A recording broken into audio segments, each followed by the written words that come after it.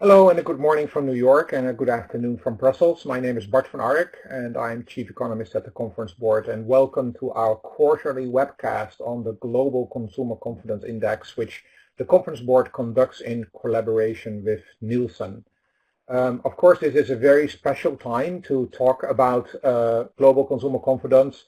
We're right in the middle of the novel coronavirus COVID-19, which has hugely disruptive lives for billions of people across the world. It's rapidly changing consumer behavior, of course. Efforts to contain the virus by minimizing contact, ranging from voluntary social distancing to mandatory lockdowns, that have slashed consumer spending as more and more people effectively have become housebound.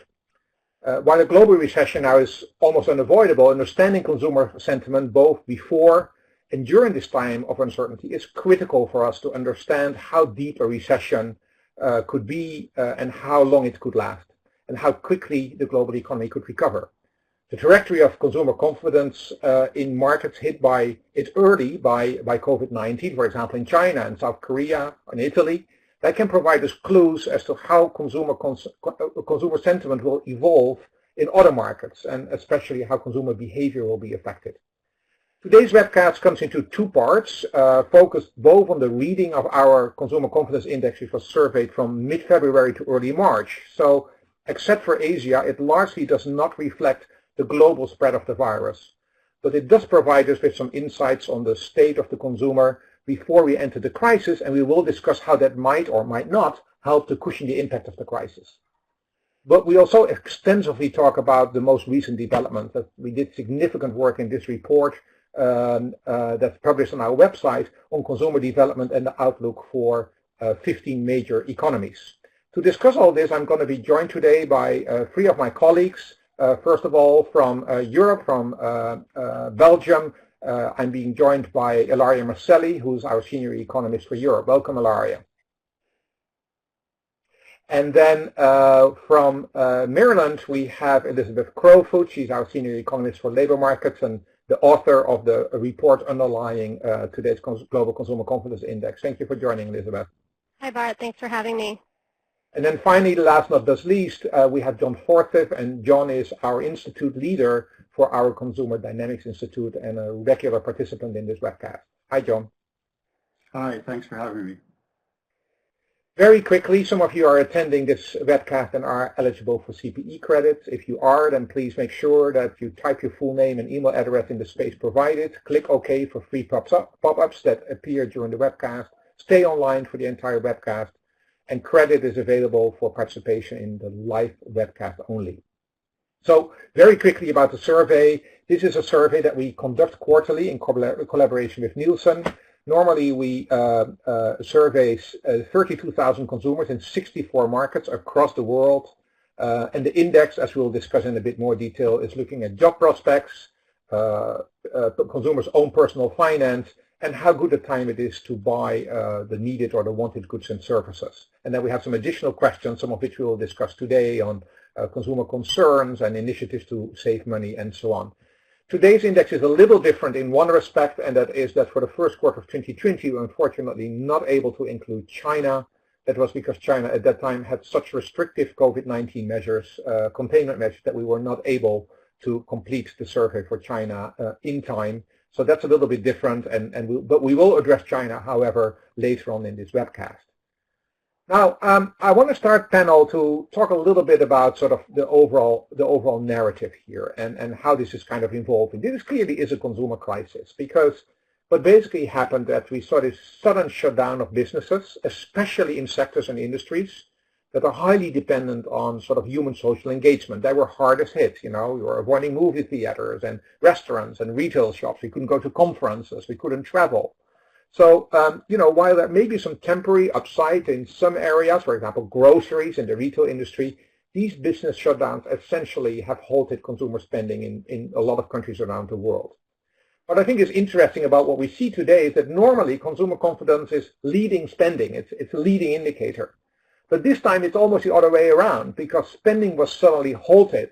And after that, or because of that, consumer confidence essentially collapsed. So what we're seeing now is that we actually were sort of facing a supply crisis, as we economists call it, and it basically then essentially turned into a demand crisis as unemployment starts to increase, as salaries are beginning to get reduced, household balance sheets will weaken. So gradually, the question really is going to be, even if the economy opens up again, what will the consumer be able to do? Will they be able to actually consume?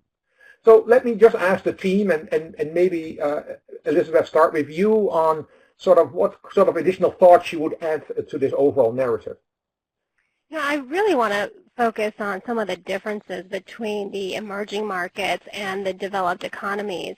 There's really a difference in the way this is going to impact some countries, for example, India, Brazil, and Mexico, whereas a lot of the spending that has been ended because of what we're seeing with COVID-19 in the advanced economies, that is mostly discretionary spending, whereas in emerging markets, it's really impacting spending on basic essentials. So with more vulnerable populations in emerging markets, it's going to hit those countries in a very different way.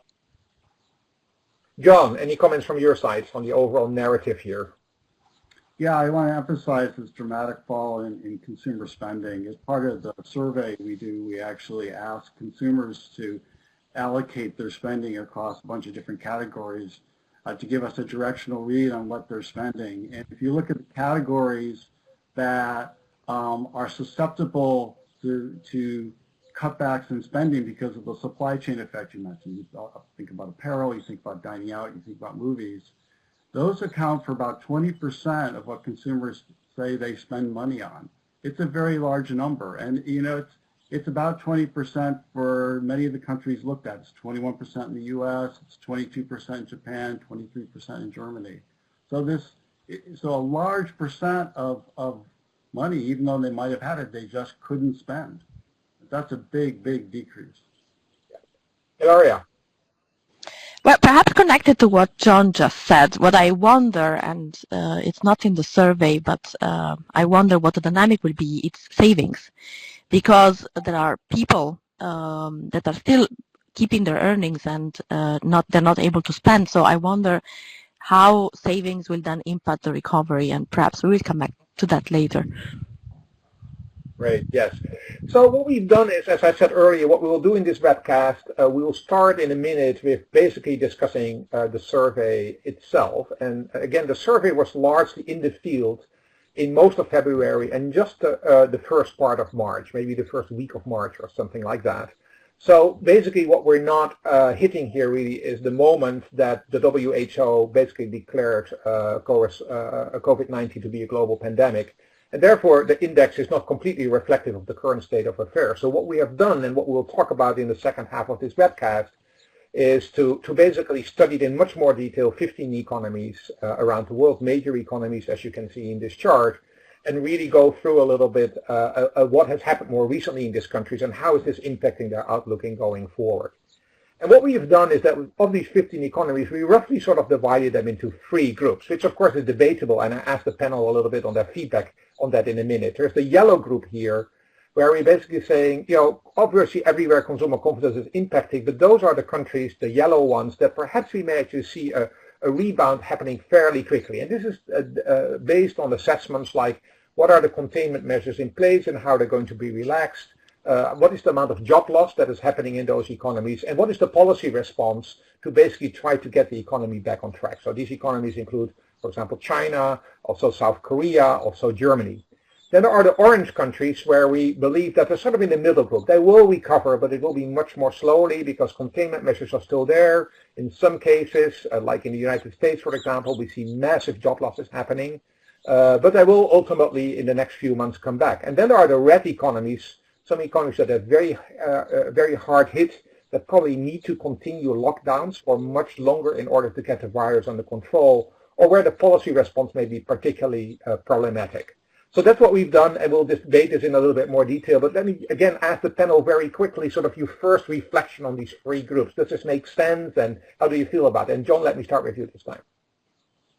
Yeah, I think it does make sense. I think the other thing that I would add to that that'll really depend on the recovery is how much consumers, obviously safety and hygiene has become really, really critical to many consumers, and particularly where the coronavirus has really hit hard. And getting, how long will that fear be there? Well, could stop them from doing things like going out to the movies and going out to the restaurants. So what countries do in terms of ongoing containment, I think, will factor into that. Even within the U.S., the viruses have very different effects in different parts of the country, and hopefully the rest of the country will get nowhere near like we've had this in New York. But I can imagine, that it's going to recover at different parts, and some of the parts of the country maybe even yellow, and maybe some of the country, will stay kind of at this orange, right? Yeah. Yeah. Where it's had this kind of, severe impact, I would think that consumers' fear of safety and hygiene will continue longer. Yeah, that point on the regional impact, particularly within the larger economies, is obviously very visible in China, very visible in the US, but even in some of the European countries. Ilaria, quick comment from you, particularly, I guess, on the assessment of the European countries. So I have to say I agree with it. I would like to disagree just to make it a little bit more spicy here in the virtual panel, but I do agree. And I think there are clear differences in European countries. So if you take Italy, consumer confidence was extremely low already before the start of the COVID-19 outbreak. And it's hard, of course, to imagine that it will go farther down, but it will. And all in all, the economy is very weak. Italy went through 2 decades of slow growth, and so there is. I agree with the assessment that the recovery will be hard. And the same is true for Spain, where a lot of people right now are probably losing their job. Spain has a labor market with a lot of temporary employment contracts, and these people are likely, unfortunately, to lose their job, and this will, of course, hit hard consumer confidence. And we know that jobs are not created as fast as they are destroyed, so it will take time to restart the confidence. The UK, I agree, it's a little bit in the middle. On the one hand, I have the feeling that the pandemic is not fully under control. So there, I agree. I mean, it's a very flexible economy, and I'm quite confident that the economy will will be flexible and adjust to restart again. But the pandemic came in a situation where consumer confidence was already going down since the Brexit referendum, so more than 3 years ago. And so, yes, it will rebound, but not as easily, and the pandemic is not fully under control there. France and Germany, a little bit similar cases. They're entering into this with a more or less strong economy, I would say, very low unemployment level, and very high consumer confidence just before the start of the outbreak. And there is a lot of government programs put in place to make sure that the economy gets support, that companies and families get support. So I'm kind of confident that it can rebound more quickly. And we will discuss some of these programs just in a minute when we talk a little bit more in detail about Europe. Elizabeth, there's a good question here, and I'd like you to talk particularly about the Americas. And that question is, why we consider the U.S. and Canada as well as, slow on recovery, because usually these countries are culturally much faster in responding, which I think is a great question. Do you want to respond to why we nevertheless felt we have to put it in the middle category? Yes, and I think it has a lot to do with what Ilaria just said about Europe having policies in place and good programs. Europe in general has a history of having stronger safety nets, and so that infrastructure is already in place, and it's functioning relatively well. Canada, the U.S., even the UK have just recently implemented some programs, some historic programs to cash handouts for individuals and other wage subsidy programs that are relatively new, and so this infrastructure is just now being put into place. And in the U.S. case, handing out $2 trillion worth of support to businesses and workers is a really big ask, and it's going to take a while. And so some of the challenges in doing that is going to impact how fast consumers are going to get that support and then be able to turn around into spending. Yeah, and I think that's a good comment. I think also the person who asked the question has a good point that there's a bit more resilience in among particularly U.S. consumers to actually pick up very quickly. And in a way, you know, the deeper the hole, and the hole is quite deep for U.S. consumers right now, because there's these huge layoffs and 22 million people who claimed unemployment benefits just in a few weeks' time. There is a sort of tendency to actually V-shape recovery, but it will all depend on how quickly these containment measures are going to be released, and to your point, whether the policy measures are really going to reach consumers fast enough. Well, we'll talk a little bit more in the second half of this webcast about some of these individual countries, but Elizabeth, let's just sort of let's take a step back in time, actually, and just take a look at what did the index actually show. Again, I repeat that, you know, this index is a little, you know, most of this index is before this was declared a global pandemic. We already had Asia and China in. We already see something in our numbers being reflected there. So it is an interesting and important question to see, you know, what was the state of the consumer before we got into this. Right, and I think just to reiterate what Bart said, this is really a snapshot of what consumers, global consumers, were thinking, where they were at before COVID-19 really started to escalate in the beginning of 2020. So consumers were very confident going into this pandemic, but now it has really started to erode confidence as we look ahead. Just to highlight some of the top line numbers here, we did see a softening in global consumer confidence of just 1 point from the fourth quarter of 2019, but still it's at near historic levels, and that's true of all of these regions. They were at or near historic levels going into the crisis. They all increased. The only region we don't see an increase is Latin America. I wanted to point out the Euro area as well, which we saw an increase of 1 point from the fourth quarter of 2019 to the first quarter of 2020, after essentially being flat for most of 2019. So there is some improvement that we saw, and this is primarily because of some of the underlying drivers, which we'll get into in a minute. But in general, the consumer was on a really strong path, and going into the pandemic. So this is a good time to actually put up our first poll question, because what we would like to hear actually from you as an audience, and I ask my colleagues in the control room to put up the poll question, what do you think, to what extent that high consumer confidence level, what would it mean once we go into the crisis? Did that high consumer confidence level before COVID-19 sort of expanded globally help to cushion the impact of the crisis on the consumer? Will it not at all? It just will make no difference? Will it be a little?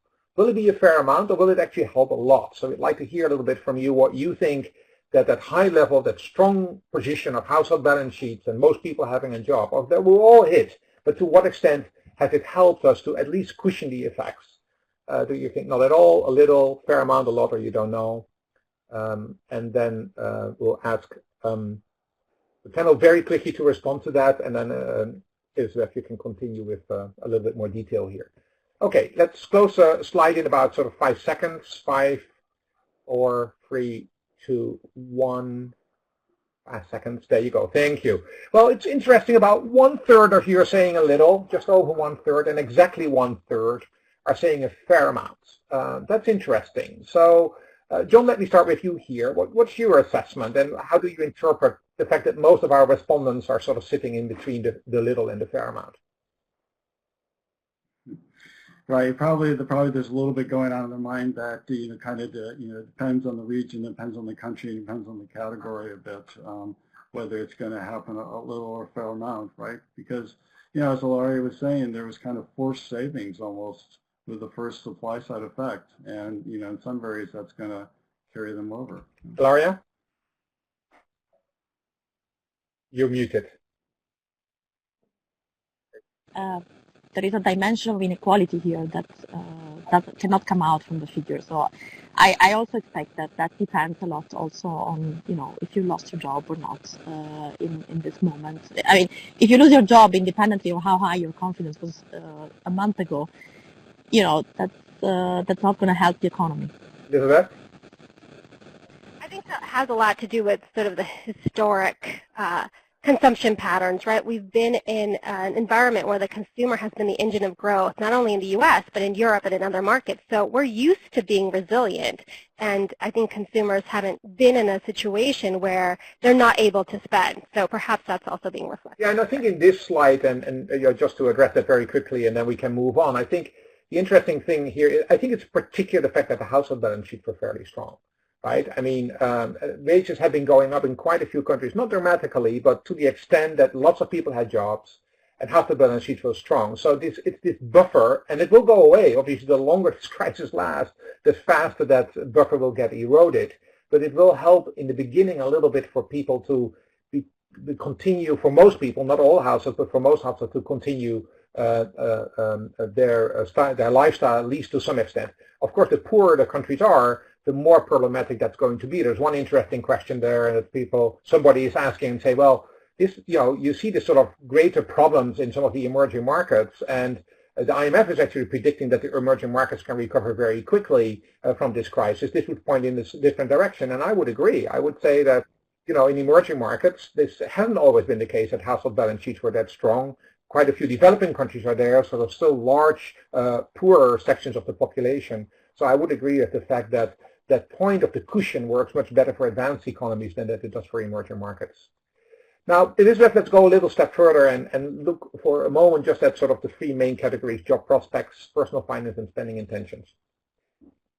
Yeah, so these are the three drivers of consumer confidence. And Bart was saying previously that it was the halting of spending in this case that was really driving this downward pattern or downward behavior in terms of consumer confidence. But in general, it starts with job prospects. If people have jobs and they're pulling in income, they're going to feel good about their finances and going to feel more confident about spending. So that's the general direction in which these connections are made. And going into it, consumer optimism about personal finances had a large uptick, so that was really keeping consumer confidence high, even though we started to see some softening in job prospects and spending intentions. John? Yeah, there are a couple other things that, had we just been looking at that, we've been looking at spending intentions that sort of suggested that things might be changing a little bit. We asked people if they've changed their consumption patterns to save. 50% in the U.S. had indeed said they had changed to start to save more. That was 70% on a global basis. So consumers are already starting to think about, should we start to save more? Should we cut back on some of our expenditures? Right. So, Elizabeth, you worked a little bit on this sort of idea that there's a sort of this whole global supply chain is creating some kind of domino effect that could in fact create a bit of a vicious cycle here that could actually keep us in lower territory for significantly longer. Take us through this argument, because I do think that's an important way to think about how consumer confidence and consumer behavior may evolve. Right. So in this situation, the very first domino is, as Bart was mentioning, just the halting of consumer spending because of the restrictions that governments had to put in place and the shutting down of businesses. So that's this first arrow. So spending intentions fall as lockdowns cause businesses to close and consumer spending to stop. And that then leads into job prospects worsening. Dried up consumer spending makes workers increasingly susceptible to layoffs. It reduces their hours worked, which then leads them to lose stable sources of income. They become more anxious about their household finances, and then spending intentions continue to fall. So demand for products, for mostly discretionary products here in some of these advanced economies and other types of products as well, that demand decreases, further destroying jobs because businesses have to, either more businesses close or they have to keep being closed. It weighs on personal finances, and this cycle continues to repeat itself where all these closures and reducing demand and jobs worsening, everything just cycles into this downward spiral of consumer confidence. Ilaria, any comment on this domino effect? Yeah, in some sense, it's really unfair, right? It's this double whammy effect, right, on consumer spending, where in the beginning, consumers had the money but couldn't spend it, right? You know, if you wanted to go out to a restaurant, you couldn't, right? And then the classic recession hits, and then at the back end, then now people won't have money to be able to spend. And, you know, we do ask consumers if they're cutting back, you know, those that are saving, 50% in the U.S., as I mentioned on the last slide, we ask them how they're cutting back. And, you know, unfortunately for some categories, it is double whammy. They're getting hit up front and they're getting hit at the back end. The number one place globally where consumers say they're cutting back is in buying new clothes. You know, apparel got hit up front with the retail, and then if there's a recession, apparel's still going to get hit at the back end. You know, second and third things are dining out and takeaway and takeout. You know, are things that in recession consumers say they cut back on. Well, of course, obviously, a lot of the dining out got hit up front. So again, that's a double whammy, you know, on that industry, particularly if the downturn lasts long. Now, it's not all about bad news. There are a couple areas that are positive. One of the areas where consumers are less likely to cut back on is that at-home entertainment. So the whole notion where people are streaming more, they are seeing more video at home, they are spending more there potentially, you know, that might, you know, they may not cut back on that, they may continue to do that. And then the one category, which is the lowest everywhere, particularly here in the U.S., and people will not cut back, is alcohol. You know, very few numbers say they'll cut back on alcohol and buying cheaper brands of alcohol. You know, it looks like we like our Corona cocktail. Well, it's a really good point, and indeed you're right that we hear this from various of our members who, one way or another, you know, either in the retail or involved in another way with the beverages industry, that is true. It's also there's an interesting side. There's also a worrying side about this, and that is that during recessions, we usually see that these kind of problems can begin to increase, and it's one of the reasons why there's a lot of debate for, you know, we actually need to really start to think hard about how we can reopen the economy. It's also really in order to help improve people's mental health. So, you know, it's not only fun, it's also, it can also be a real problem. So, Ilaria, any comments on the domino effect? I don't hear Ilaria, so let's okay. No, I will. Yeah. Okay. There was one little piece, Elizabeth, in the survey that already did show that we were having trouble, and that really had to do with consumers' biggest concerns over the next 6 months. Right, and you know what we saw was very interesting. So as COVID-19 started to escalate in China, consumers around the world started to get really concerned about their own personal health. So that's what is reflected here. The consumer selecting personal health as their biggest concern over the 6 months was elevated in almost all countries across the board, not just these 15 that we highlight, but you know, amongst the 63 different countries, there was approximately 75 to 80% of those markets had the same trend.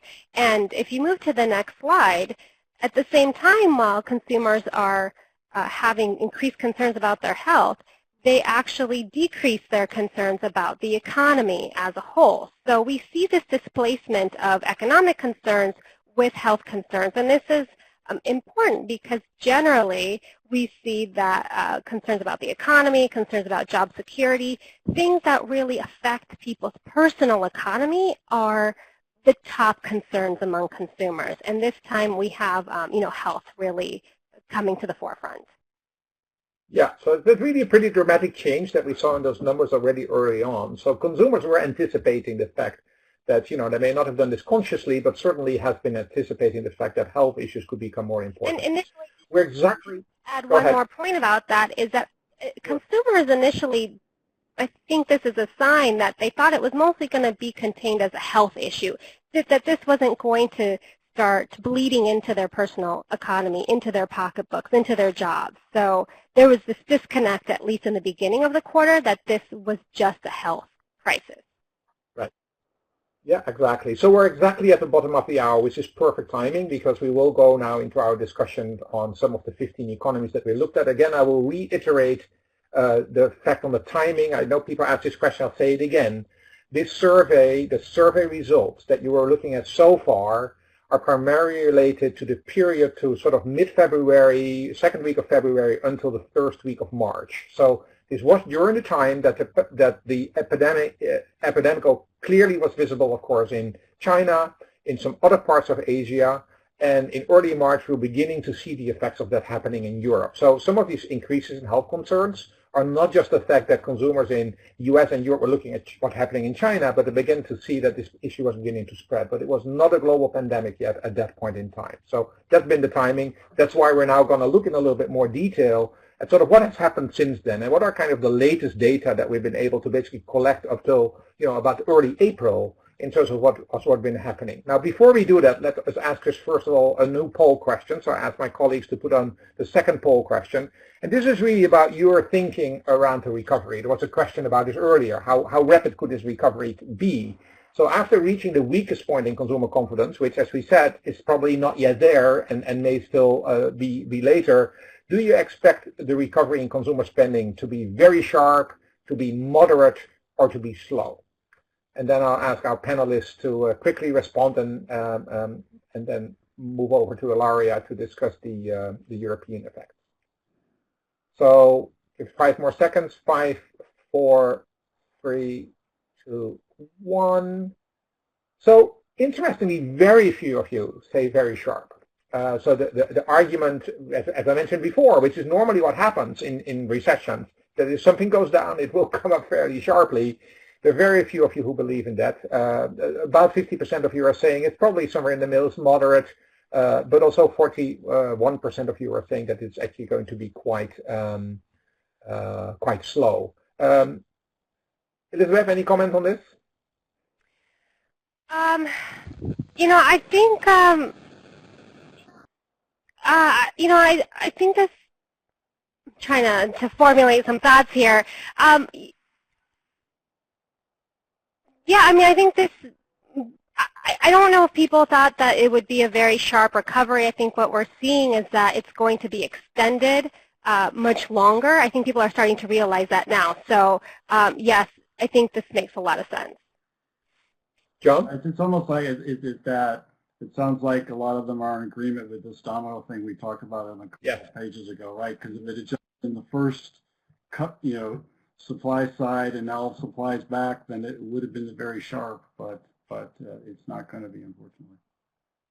Okay, yeah, no, I agree. I think this really does show it's the containment measures that and the gradual opening up of the economy that will just make it difficult for consumers to come back. And in addition to that, because this is such a consumer-intense crisis, it's just our balance sheets that may make it difficult to ramp up demand, even if it is. Let's also not forget a point that we didn't make before, but I think it is important. It's particularly the services sector that has been hit here because of the social distancing. Pent-up demand, this basically means that you get more demand for goods and services, for goods that you didn't buy during a crisis, is pretty low in services, right? If you don't have your meal in restaurants in March, it's not that you're going out in June and say, why don't we just have 2 meals instead of 1? So you don't see that pent-up demand happening so much in the services sector of the economy. You do have it in some consumer goods industries, and we see, for example, in China, that some durable consumer goods, jewelry, for example, has picked up quite a bit in terms of pent demand, even in March, after February and January. Now, that's perhaps an extreme case, but you'll see some of that. Okay, let's close the poll and move on and discuss the Europe results a little bit more. Ilaria, you're still there? I hope, at least I think you are. We lost your picture, but can you take us through some of the Europe insights? Yes. So let me start with the other measures of consumer confidence. So I'm borrowing here from the data of the European Commission because they managed to run the survey a little bit after us. And so this data refers to the first 10 days of March. Now, they announced that they don't have data themselves in the sense that also with the beginning of the lockdown, it was not so easy to circulate the survey, exactly the same problem as we had in China. But still, it still gives some interesting data that you see here on the left-hand side of the. I can read it. People don't hear me very well. I put off the camera for this. Okay. Okay, so if you look at consumer confidence there, I put here the biggest European countries and the euro area average. What you see in the blue bar is basically the starting point, which is February, and then March you see a deterioration already. But just for reference, I added the gray bar, which is the minimum that has been observed since the collection of the data 20 years ago. And this minimum was touched around, more or less in every country, around 2012. It's just to show that there is room, I mean, that there was a change already at the beginning of March, but there is room for further deterioration. Just perhaps a technical note, the data, the consumer confidence tends to be quite negative on average in Europe, and that is why it's in the minus side. So when it becomes more negative, it means it's deteriorating further. On the other side, you see economic sentiment. It's a little bit mirror image. It goes from the long-term average. It's not 0; it's 100 in this case, so slightly different scale. But it really mirrors what's on the other side of consumer confidence. So I don't know if you remember, but we used to say, just perhaps in the last webcast, just before the outbreak, that there was a gap between consumer confidence being very high everywhere, more or less, and business confidence being very low. And we would expect business confidence to increase with the economy improving. So that was definitely a wrong prediction. We could not anticipate the outbreak. But so we expect basically both to go into, to move south. Now, there is one thing that can cushion this impact, and that's what I was mentioning at the beginning. If you go to the next slide, and that is the government schemes to furlough workers. Now, most European countries have that. Details change, details differ, but that it basically works like this. You can companies can signal to the government or to a government agency that they see a decline in demand, and they can ask the state or an insurance, depending on the country, to basically intervene and pay a portion of salaries. And the system is interesting because in the sense that you can, for example, keep people working 3 days a week, for example, and 2 days a week they are on this furlough, and that's for the 2 days that the government intervenes to pay a part of the salary. So this is perhaps the most important government scheme that is in place in many European countries, and in some cases it's particularly effective. And I'm thinking of France, Germany, and Italy, because it's rather automatic. It's been there since a long time. Companies, especially the big one, especially manufacturing, construction, are very familiar with it, so they tend to recur to that. An important detail there, and that's perhaps the big difference between continental Europe and UK and the US, is the fact that it's like the government or the agency that are paying the portion of the wage, they make a request. Whereas in the case of the UK, it's the government, it's the company that keeps paying the salary and asks a sort of reimbursement to the state because if it cannot afford that. So that's a bit the big program that perhaps US envies to us. We came across a gold mine of data, and so this data, so the French Ministry of Labor is publishing the data on a weekly basis on how many companies and how many workers are currently under this chômage partiel. And you can see that something like 900,000 companies made a request for 8.7 million workers. So this is unprecedented. It's a huge amount, and basically means that 30% of workers are currently under this program. As I said, not all of them are full-time furloughed, but we don't know what is the proportion there. But just to play a little bit with the numbers, also to make a comparison with the US, where we saw that unemployment claims went up to 22 million. If imagine that half of these people were laid off instead of put on chômage partiel, then the current unemployment rate would be something like 23%. So up from 8 to more, like reach almost 3 times in the space of a month, more or less. Right. Yeah, so Larry, I think important points to make. First of all, in the United States and also in the UK, there are now being comparable programs put in place. However, I think the important point that you're making is that because the programs in continental Europe were already in place, it's much easier, much faster to implement. Whereas in the case of the US, and I presume also in the case of the UK, it will just take longer, people need to apply, it's messy, and all those kind of things. But I think that's a very important point. The other thing I wanted to ask you is, how long can you keep doing this? So for how long is France, for example, guaranteeing this process? Because if you need to do this for, say, 3-4 more months, and the French president has been saying that this could be quite a long event, will France be able to continue to do it? Well, it's a difficult question to answer, Bart, because nobody has ever, I mean, these programs normally, let's say you have a crisis in the automotive sector, and then the manufacturing automotive companies put in place this program because they need to deal with the structural change.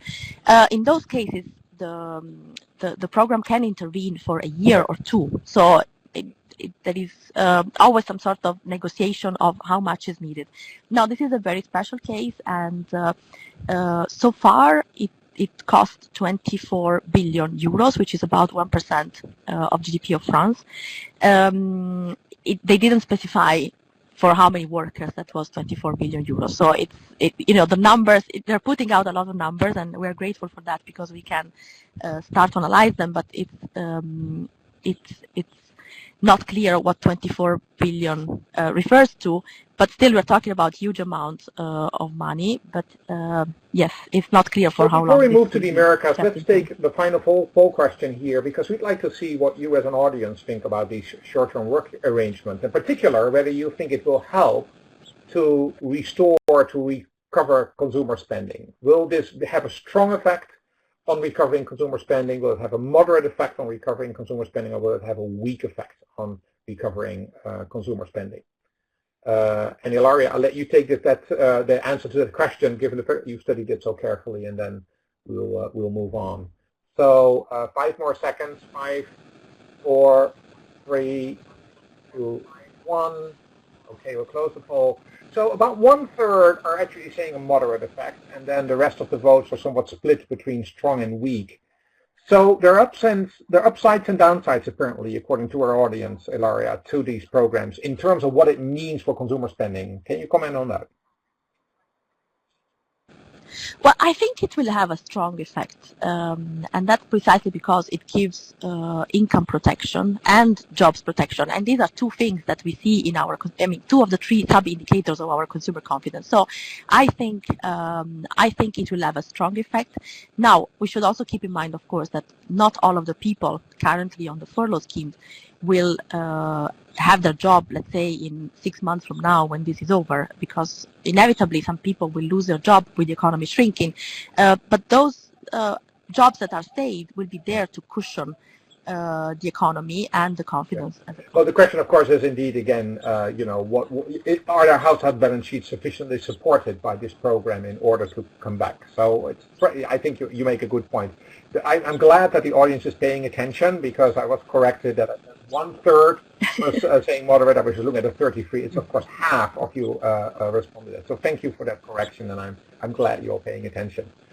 Before we go to the Americas, there's another interesting question, John, that I'd like you to answer. And that question is, how much do media perspectives contribute to a drop in consumer confidence? So the way we're talking about it, the way we're listening to it, all the negative news that we're getting, to what extent is that actually, in your view, impacting consumer confidence? I think it's a very interesting question, and I'm sure you have a view on that. Yeah, it's a great question. I think it has quite a substantial effect on that, right? Because a lot of this is all about expectations and what people are going into confidence, what they think job prospects are, what they think personal finances would be, and what have you, and how that's going to happen in the long term. So there are a lot of consumers that are paying attention now. They obviously in the U.S. they're going to hear slightly different perspectives on from who they're listening to. And I think it does have a huge effect on them. If they hear a lot of negative things, then they're going to think that job prospects and personal finances and consumer spending are going to be lower. And if they hear things that really it's not that bad, then I think they are thinking it's really not that bad. Yeah. So I think the media can Yeah, and play that's why a it's really important that big we keep factor doing there. these metrics, even in times that it is difficult to really get a perfect reading of what consumers' thinking is, to actually see what their underlying concerns are as a way to actually put a handle on this. Okay, let's continue with our discussion of countries, and let's go back to the slides, please, and discuss the Americas. And maybe, Elizabeth, let's start with the United States as being the largest country in the Americas. And this is just a quick review of our Consumer Confidence Index in the United States. So this is separate from our Global Consumer Confidence Index. This is our monthly index. Again, this index was cut off a little later than the global CCI. It was cut off around sort of 12, 13 March, so just after we saw the COVID-19 being declared a global pandemic. And what I find here interesting is that, the present situation doesn't seem to see a lot of movement yet, but the expectations of consumers, the orange line, actually is already showing quite a bit of decline, and a big decline just from 108 to 88.2 just in 1 month, which is quite substantial. Elizabeth, any comments on that? Just that the drop that we're seeing in consumer confidence as a whole. I mean, you don't actually see the combined index here, but it was one of the top drops that we've seen in the history of the series. It's similar to what we were seeing in the Great Recession around 2008. So it's definitely a historic movement in the series.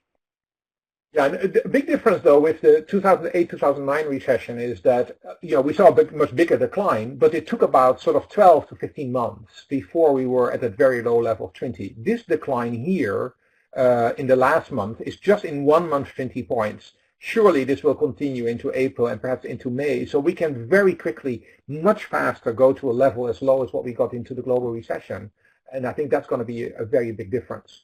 We talked about, Elizabeth, we talked about states before within countries' regions, and that's also true across states in the United States, that when we were looking at the impact, we actually saw different impacts across states. Yeah, I think what's interesting here is that there is a very wide range of pessimism around different regions of the country. We have pessimism is most pronounced in the areas where we saw early hotspots of COVID-19, so the Middle Atlantic, where New York is, Pacific regions where California is. So we're seeing a lot more pessimism there. We also see greater pessimism in the West South Central and East South Central regions. That's where we're now seeing more of emergence of a hotspot. But there are also oil producing sectors that are being hit by this fallout in oil prices due to the price war between Russia and Saudi Arabia. So there's a double whammy that's hitting some regions more so than others in the U.S. There are some bright spots where consumers are retaining some degree of optimism, but in general, we're expecting pessimism to really blanket the country looking ahead into April. Yeah, and it will really, of course, depend to what extent states can avoid to become a hotspot. And basically what we show is the earlier states started with containment measures ahead of the curve starting to ramp up very quickly, the more likely it is that they can keep the peak of new cases down and therefore faster begin to recover. And that would obviously impact consumer expectations. But in going forward, probably continuing to go down. All these indexes, show significant declines over time. Let's widen the picture a little bit from the U.S. to other America countries. How do other American economies, North and South American, compare? Mm-hmm. So what we're seeing here in the chart are national measures of consumer sentiment. So many countries have their own national consumer confidence index, and that's what's charted here. And what you see in the blue line is the U.S. consumer confidence. So you can see how the movement has been comparing. So in almost all of these countries, or in all the countries that you see here, it really dropped off dramatically between February and March of this year. And it's really reflecting the escalation in COVID-19. So in Canada, for example, that's the orange line. The most dramatic drop is also like regions in Texas and, that are very dependent on oil for their economy. That's what you're seeing there, that combination of the COVID-19 and the oil crisis. In Mexico, which is several weeks behind the U.S. in terms of the development of the health crisis, you see more of a softening of consumer confidence. It really hasn't dropped off the shelf quite yet, but with the connection to the U.S. economy, we expect that to also continue to deteriorate. And in Brazil, if Canada had a double whammy, Brazil is having a quadruple whammy because of sort of trade troubles before with China and with Argentina, and also the dependence of that economy on oil, plus the health crisis. All of this is compounding and really causing consumer confidence to fall off. All right, go back to the United States for a moment. I mean, Ilaria talked very extensively about the impact of European government programs. Also in the United States, you mentioned this earlier yourself, Elizabeth, we had this 2.3 trillion or 2.2 trillion program coming up. And there are elements that could actually help the consumer. Can you comment a little on that? Right. So this is just a summary of some of the items around the U.S. CARES Act, and I wanted to highlight here the individual payments that we're expecting. So consumers can expect a check of $1,200 from the government, and also unemployment insurance has been expanded. So the government is going to increase state payments by $600 a week, which is actually a very large amount. So for some consumers that are making $40,000 to $50,000 a year on that lower wage spectrum, that additional money on top of what the state was already given them almost doubles their income. So it's really giving a huge push, especially on the lower wage spectrum, to continue their spending in the near term. So it's not only the amount of money, but also the amount of time. So the government is expanding unemployment benefits for 13 additional weeks on top of what the state already allows for, which differs state by state. So that's why it's just a 13-week extension. But both of those components are really going to help shore up household finances and hopefully help families and households bridge this gap in spending and their jobs until they can come out the other side. Yeah, I think a big question, of course, is going to be, whether once people receive this money, whether they're going to spend it. And I think at the lower end of the income scale, where people basically live from one paycheck to another paycheck, this money will be spent because you need to pay your bills. I think it's the middle income category, so households in sort of the range of, $40,000 to $60,000, where, they might still be able to pay their bills, but the question then is, are you going to spend it right now or actually setting it aside because you're just expecting this may take longer and that you need the money later? So I think we've got to be careful about how big of an impact this will actually have on having the consumer to be a driver on this. John, any comments? I see you nodding. I would know. And even if you'll be able to spend in the services that are really hurt, will there be restaurants you can go spend it at yet? Because the economy has not opened up yet. So Elizabeth, we're obviously running a little bit out of time now, so let's quickly go through some of the Asia insights. Maybe you can give some broad comments about Japan, South Korea, India, and then I will wrap up with China, where everything started, so that's also where we will finish. I think the main takeaway for Japan and South Korea, again, these are national indexes of consumer sentiment. We started to see the drop-off in consumer confidence in those economies before because they were some of the economies that were first hit, aside from China. So you do see, if you compare the blue line, which is the U.S., which really starts to drop off just in the latest month, you see a softening in Japan and South Korea the month before. So after January, things really started to decline. And in terms of India, their economy or their government conducts their consumer confidence survey every other month, so that's why you see just the markers here. But in general, that has been relatively stable. They haven't really seen some of the impacts on consumer confidence that we expect will also be taking place, especially as that health crisis starts to really take its toll on a very vulnerable population in India that's living paycheck to paycheck. Yeah, it's looking dramatic, of course, in India, and I think it's just a picture that we will see in many of these densely populated emerging markets, right? It's just very hard to put in containment measures there. You hear some stories about people saying, well, these countries, they have a younger population, so maybe they're not being as vulnerable as aging economies in the advanced world are. That may be true, but on the other hand, there is the element of the fact that the healthcare systems are so much weaker, so if people get sick, the risk of being able to treat them is going to be extremely difficult. And there's a comment here online also saying that the 21 lockdown is not even captured yet in the index. So the next reading will probably be even more important here. Mm-hmm. Okay, just a few minutes left. I just want to wrap up quickly on China, because it's kind of interesting and important to look at China right now, because it is the country that sort of first started to gradually, slowly open up. It also has seen some new cases coming in, and the Chinese government is very aggressive in terms of trying to prevent another uptick of the virus. We see in China this very rapid decline in, or increase in unemployment, a very rapid decline in terms of hours worked in the population. And in March, we just see a little bit of a recovery, but it is still a pretty weak recovery. And a lot of that is related to the issue that we discussed before. Demand is just weak, and the people are just not confident yet to step back in. And there's also a sort of general experience of a fairly negative shock on household incomes that would really flatten the consumer rebounds.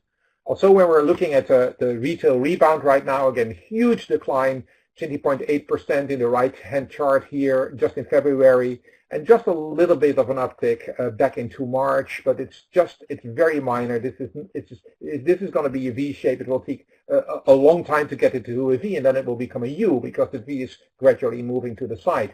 So very different from SARS. When we had SARS, we actually did see a V-shaped type of uptick much faster. But let's not forget, this was a time that the Chinese economy was actually on an upward trend.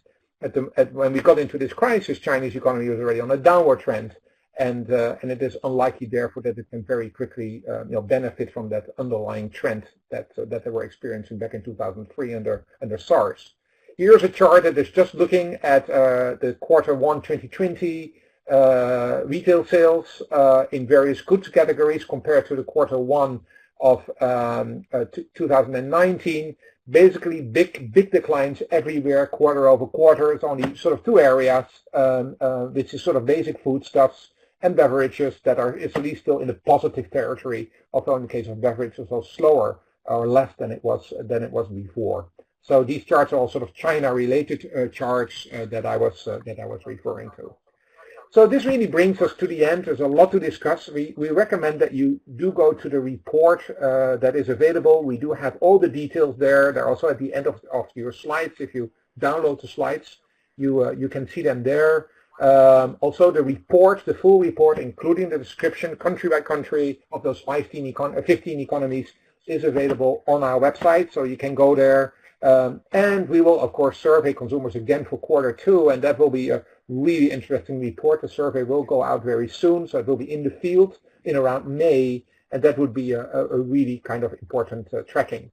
Thank you to the panel, Elizabeth, Ilaria, John. Great insights. Very difficult time to make sense out of this, but I hope that this has been helpful for your audience. We'd like to hear from you in the evaluation. Also, take a look at some of the underlying materials that we're having, including our access to our Corona website, where you get all content related to our analysis of COVID-19. And then, of course, don't forget to fill out the webcast evaluation. We always like to hear from you on how you feel about this webcast and how we can continue to improve it. Thank you, everybody. Please stay healthy, stay safe, and let's stay positive and hope that not only our consumers, but also our businesses and our own lives will see a way up in the next couple of months. I wish you all a good weekend and hope to see you soon. My name is Bart van Ark, Chief Economist at the Conference Board.